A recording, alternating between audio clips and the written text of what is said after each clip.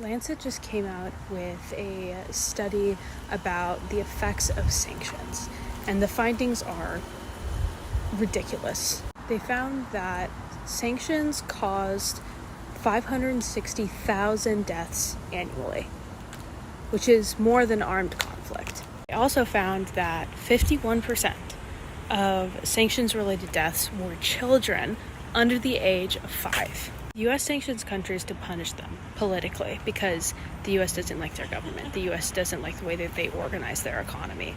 And I'm not just stating facts from the Lancet study. I've been to Cuba. I've seen the effects of the blockade for myself with my own 2 eyes. I have friends in Cuba, and I hear from them constantly about the things that they cannot access because of the U.S. blockade and because of U.S. sanctions. It's important to understand because the U.S. isn't bombing Cuba. It's sanctioning Cuba. It's a blockade on Cuba.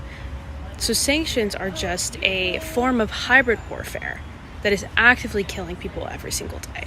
Over 500,000 people every single year. So war doesn't just look like bombings, like boots on the ground.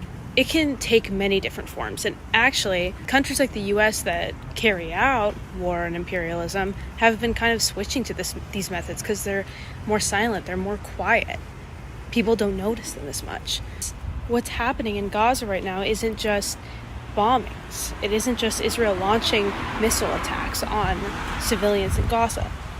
They have not let aid in to Gaza since March 2nd, except for the sham Gaza Humanitarian Foundation that is actively killing Palestinians every single day as they line up to get food for their starving children.